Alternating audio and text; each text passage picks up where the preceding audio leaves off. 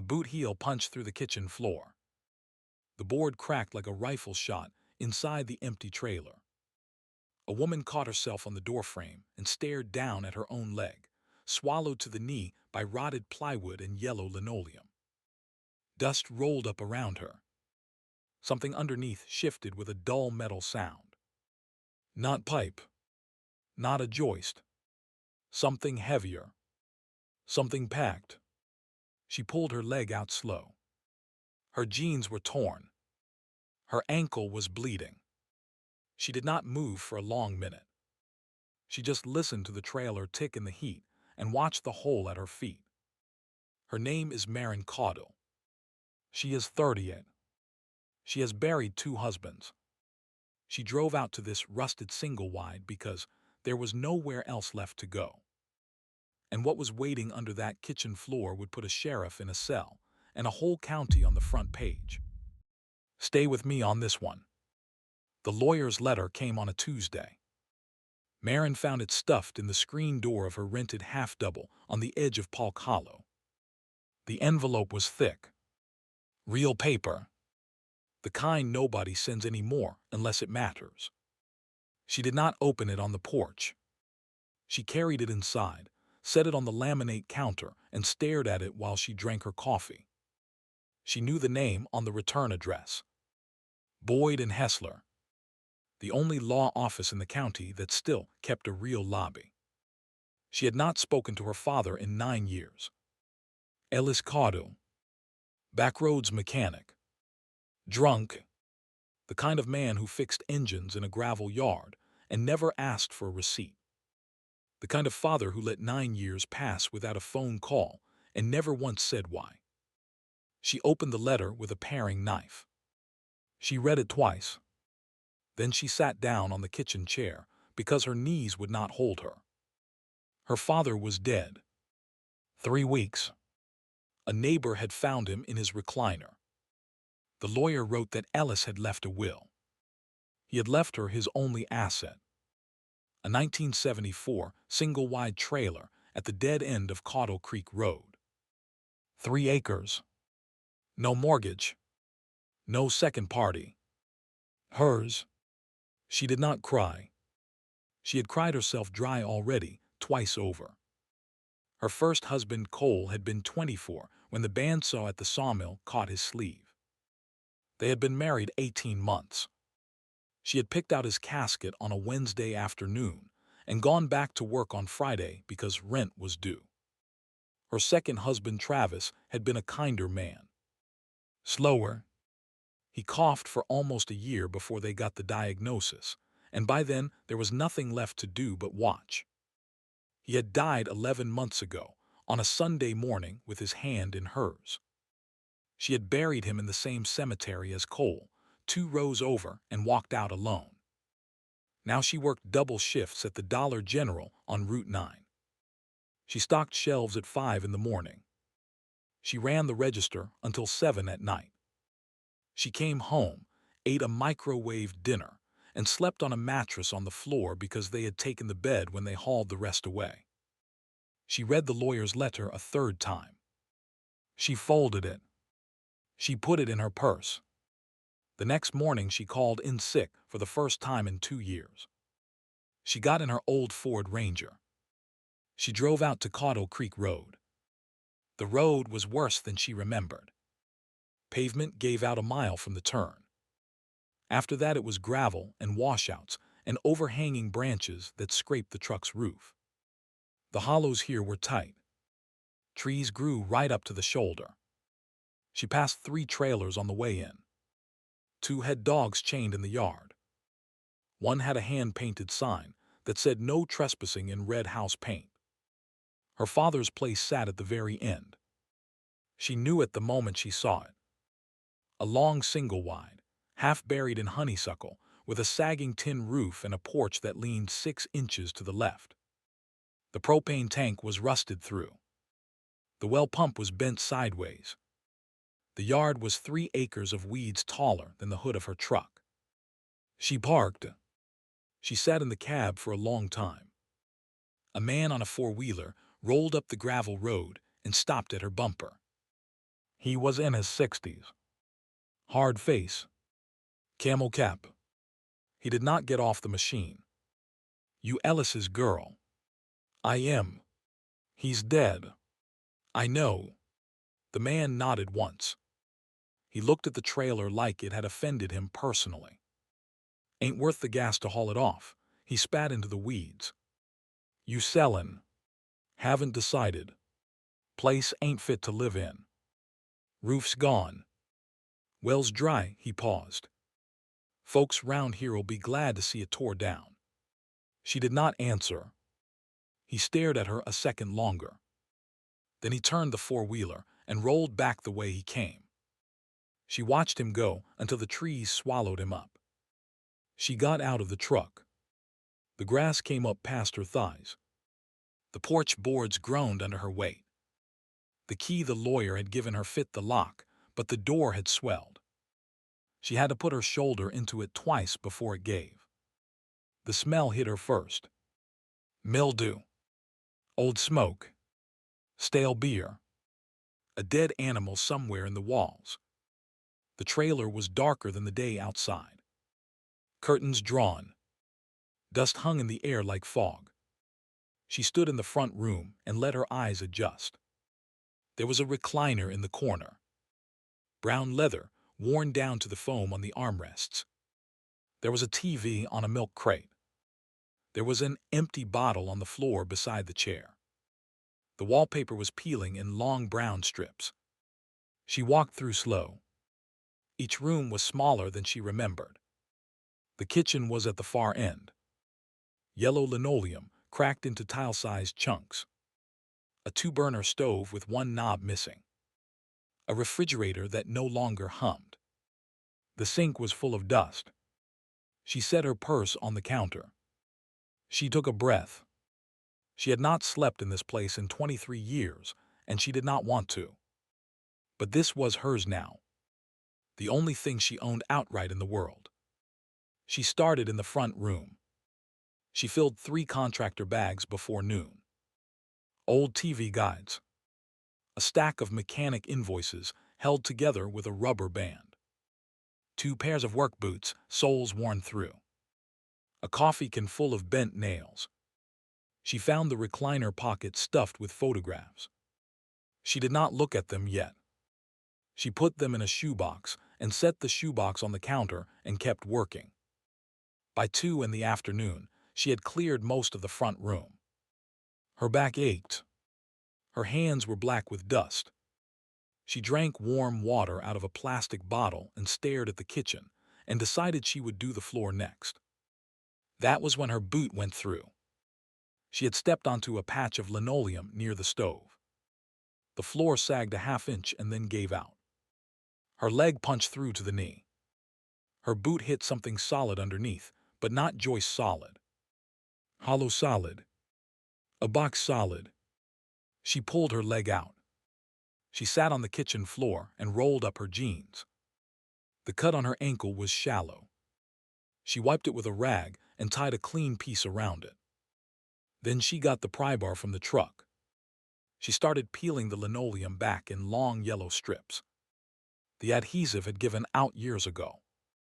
Under the linoleum was plywood. Under the plywood, in a 1-foot square right under the stove, was a clean rectangular cut. A hand-cut hatch. Hinges on one side.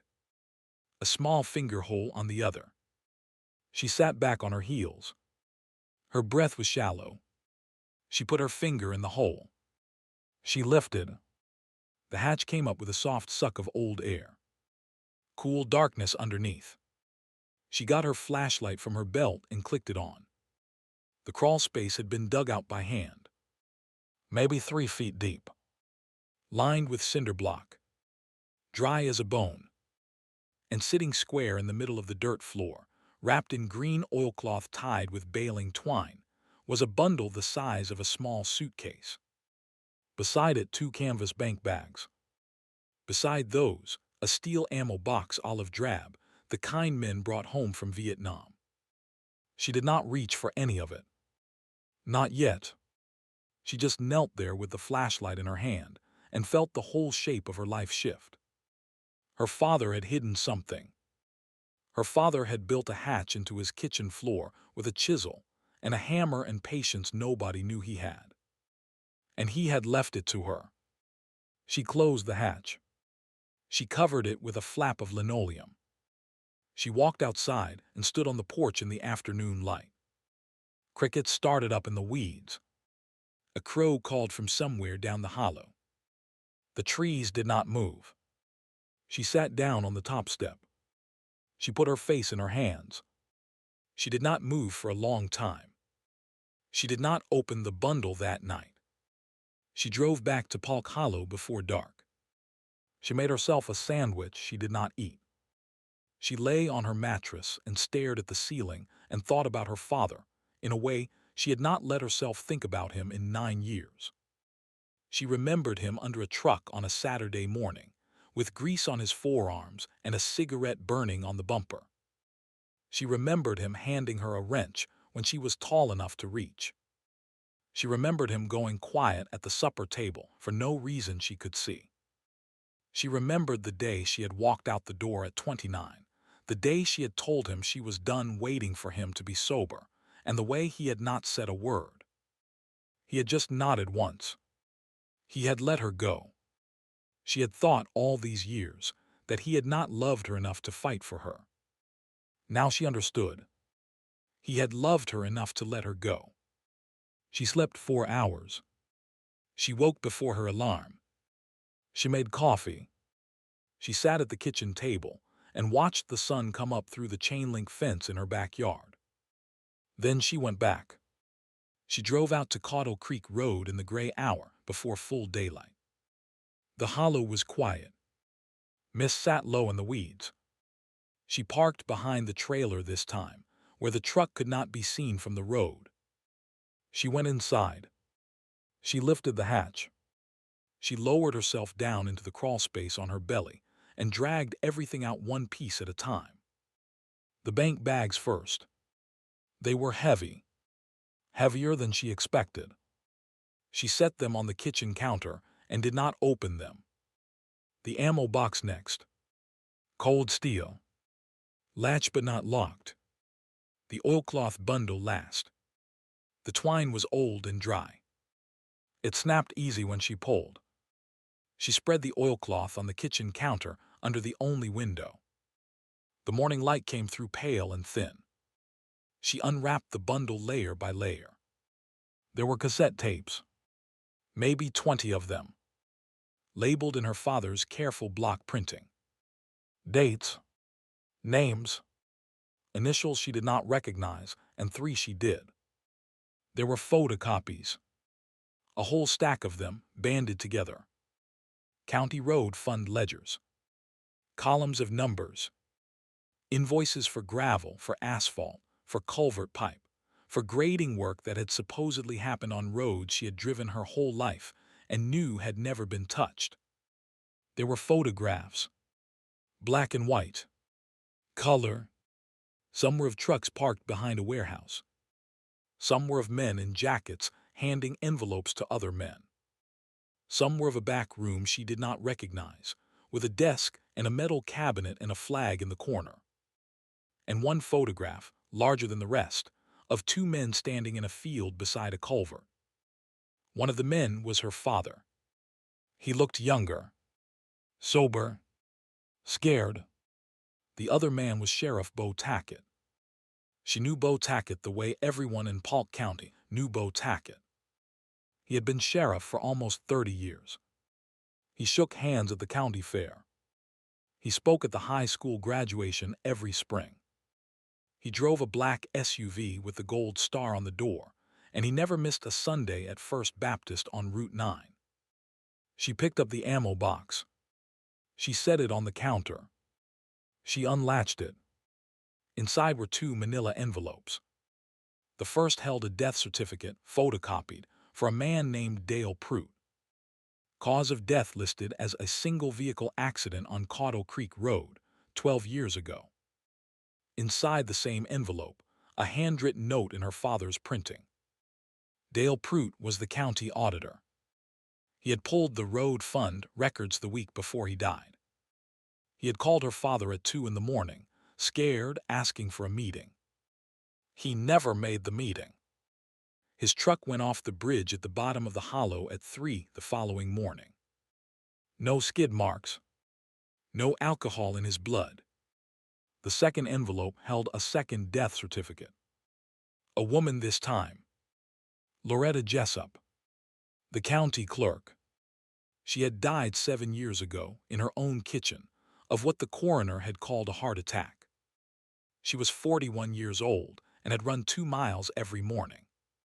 Inside the envelope was a photocopy of a letter she had typed and signed and addressed to the state attorney general. The letter had never been mailed.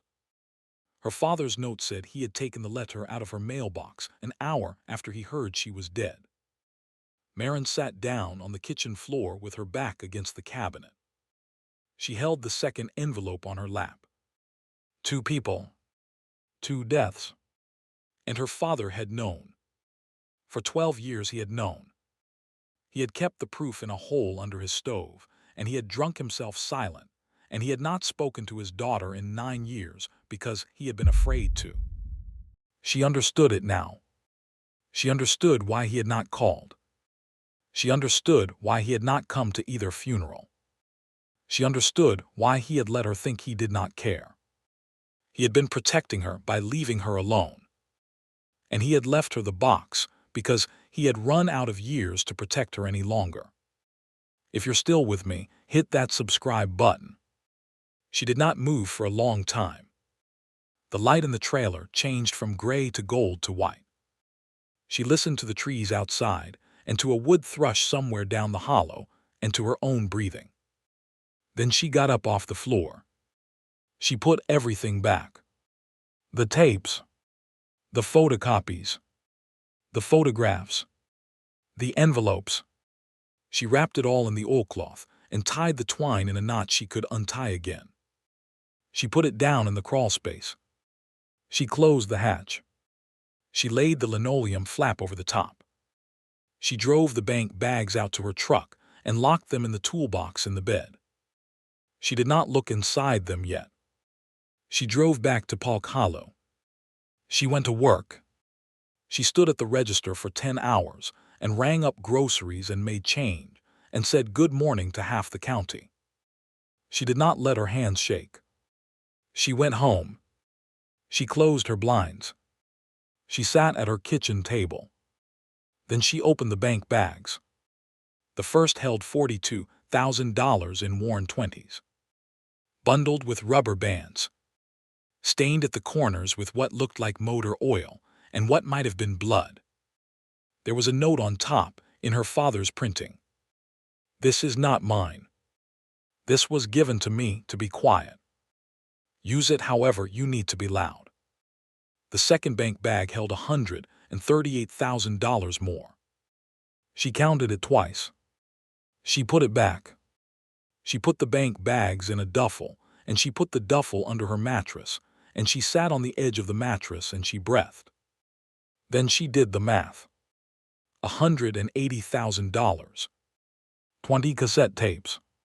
A stack of photocopies thick as a phone book. Photographs. 2 death certificates. A signed letter to the state attorney general. Enough to bury a sheriff. Enough to bury a woman who tried. She did not call the state police. Not yet. She knew how the state police worked in counties like Polk. She knew Bo Tackett had been to law school with the district court judge. She knew his nephew was a state trooper out of the Frankfurt Post. She knew that one phone call to the wrong office and her father's hatch would be empty by midnight, and she would be the third name on a coroner's report. She thought about it for 2 days. She went to work. She rang the register. She smiled. She did not tell a soul. On the third night she drove 3 hours east to a truck stop outside Hazard, and she sat in a booth with a cold cup of coffee, and she used the burner phone she had bought with cash at a gas station off the interstate. She called the Louisville office of the FBI. She asked for the Public Corruption Unit. She did not give her name. She said she had documentary evidence of a 20-year skim of a county road fund in eastern Kentucky. She said she had evidence of 2 homicides covered as accidents. She said she had cassette recordings and photocopied ledgers and photographs. The agent on the line asked her 3 questions: where the evidence was, how she had come to have it, whether she was safe. She told him only the 3rd answer. She said she was safe for now. She said she would call back in 72 hours. She hung up. She drove home in the dark. She slept with the bedroom door braced shut with a chair. In the morning, a Polk County cruiser was parked on her street. It was not Bo Tackett. It was a deputy named Klein. He sat in his cruiser with his window down and his elbow out, and he watched her walk to her truck. He did not say anything. He did not have to. She drove to work. She rang the register. The deputy was gone by lunch. That night she drove out to Caudle Creek Road one more time. She moved the bundle. She did not put it back in the hatch. She took it deeper. There was an old root cellar at the back of the property, dug into the side of the hill, half collapsed and full of poison ivy. She knew it from when she was a girl. She wrapped the oilcloth bundle in 2 contractor bags. She slid it under a slab of broken concrete at the back of the cellar. She covered it with dirt. She walked out and did not look back. She put the ammo box in a different place. A hollow under the porch, steps that her father had used for moonshine when she was small. She knew it would be the 2nd place anyone would look. She put a decoy there. A small metal toolbox with old spark plugs and a few worthless invoices, so that whoever came looking would find something and feel satisfied. She drove home. She slept 3 hours. The next morning she called the FBI agent back from a different burner phone, from a different truck stop, 2 counties away. She told him a name. Bo Tackett. She told him a county. Polk. She told him there were 2 graves she could put a date on. The agent asked her to come in.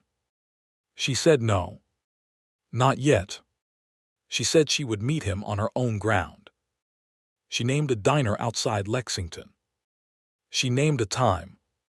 She told him to come alone, in plain clothes in his own car, with no badge visible. He came. He was younger than she expected. Maybe 35. Quiet. He listened more than he talked. She slid a single cassette across the booth table.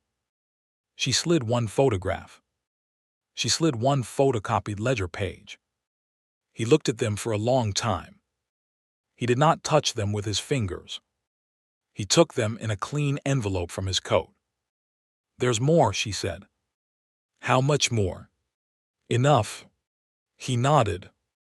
He did not press. He asked her 3 things.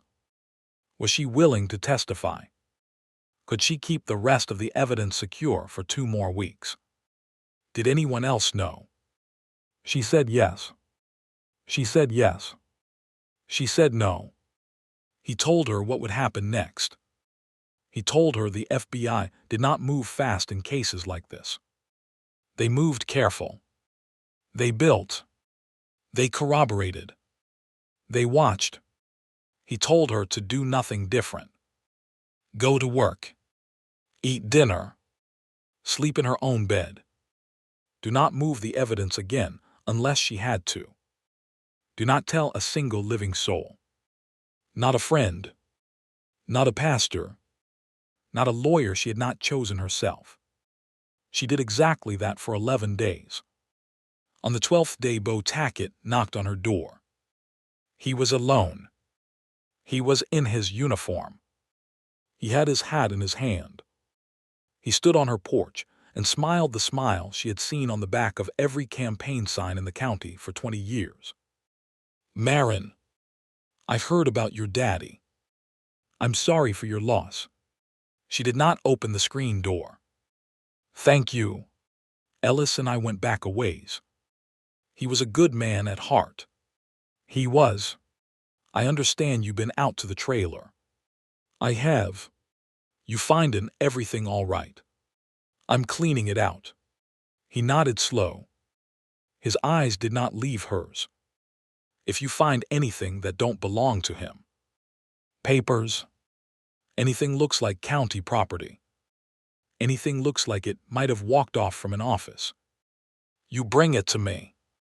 Don't bother yourself with it. I'll do that. You're a good girl, Marin. I always told your daddy that. He put his hat back on. He turned. He walked back to his cruiser. He sat in the front seat for a full minute before he drove off, watching her house in his side mirror. She stood at the door until the cruiser was gone. Then she sat down on the floor, and she shook for the first time in 2 days. She called the agent that night. She told him about the visit. He told her to hold steady. He told her the warrant was being typed. The arrest came on a Wednesday morning. She was at the Dollar General when the news broke on the radio behind the register. The morning DJ read it twice because he did not believe it the first time. Sheriff Bo Tackett of Polk County had been taken into federal custody at his home before dawn. Charges included wire fraud, conspiracy, embezzlement of public funds, obstruction of justice, and 2 counts of conspiracy to commit murder. The store went silent. The customer in front of her register set down her gallon of milk and stared at the radio with her mouth open. Marin rang her up. She made change. She said thank you. She said come again. She finished her shift. She drove home. She sat on her porch and she watched the sun go down over the chain-link fence, and she did not cry. The trial took 14 months. She testified for 2 days. The cassette tapes were played in open court. The photographs were entered into evidence. The ledgers were laid out on a long table in front of the jury. The death certificates were read aloud. Bo Tackett got 40 years. 2 of his deputies got 20 each. The district court judge resigned before he could be charged. The county council was replaced in a special election. Loretta Jessup's family came to find her. Her sister drove up from Tennessee. She sat on Marin's porch and held Marin's hand and cried until the sun went down.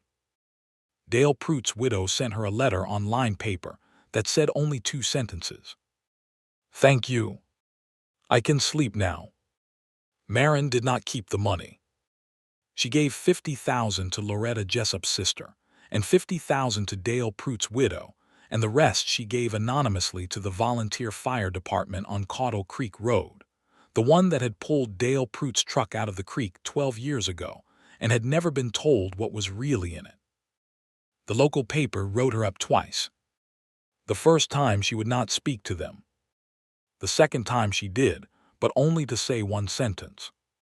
She said her father had been a quiet man who had carried a heavy thing for a long time, and that he had carried it as well as any man she had ever known. She said nothing else. She hung up the phone. She went outside and split firewood for an hour. People in town treated her differently after the trial. Some of them crossed the street when they saw her coming. Some of them came up and took her hand and held it without saying anything. The waitress at the diner on Route 9 would not let her pay for breakfast for almost 6 months. A man at the hardware store, a man she had never spoken to in her life, walked up to her in the parking lot one afternoon and told her his brother had worked on the county road crew for 18 years and had never been able to figure out why none of the work he was supposed to do ever got done. The man's eyes were wet. He shook her hand. He walked away without telling her his name. She quit the Dollar General. She did not tear the trailer down. She lived in it. She ran a new well. She replaced the porch boards. She painted the inside white. She kept the recliner. She kept the kitchen floor with the hatch in it, sealed up and covered with a rag rug she had braided herself out of old work shirts. She got a dog from the shelter. A brown mutt with a gray muzzle. She named him Ellis. She married again in the spring of the year after the trial. A quiet man who fixed small engines out of a shop in town. He had buried a wife of his own. He understood what it meant to start over with the pieces you had left. They did not have a big wedding. They stood in the front room of the trailer with a county magistrate and 2 witnesses from the fire department, and they said the words and they meant them. She still drives out to the cemetery the first Sunday of every month. 3 rows now. Cole, Travis, Ellis. She brings flowers in the summer and pine cones in the winter, and she sits on the iron bench between the rows and she talks to all 3 of them out loud, and she does not care who hears. She is 40 now. She is not worn down anymore. She is still quiet. She is still careful. But she carries herself the way a woman carries herself when she has been underestimated her whole life and has finally stopped letting it bother her. The trailer at the end of Cottle Creek Road has new gutters and a painted door and a flower bed along the south wall. The mailbox at the head of the gravel road says CAUDILL in clean white letters. The neighbors do not snicker anymore. A few of them wave when she drives by. Her father is buried under a small headstone she chose herself. The stone says his name and his dates and one line underneath. He kept the truth alive. That is all. Anyone who reads it and does not know what it means will think it was a kind thing a daughter said about a father who deserved better. Anyone who knows what it means already knows the rest of the story. She kept one photograph from the bundle, the one of her father and Bo Tackett standing beside the culvert. She had it framed. She keeps it on the kitchen counter next to the coffee pot where she can see it every morning. It reminds her of who her father really was, under the silence and the bottle and the 9 years of not calling. It reminds her of what people are capable of carrying. And it reminds her, every single morning of her life, that the floor of a rusted trailer at the dead end of a back road in Kentucky can hold up a whole county if the right person finally peels back the linoleum and looks.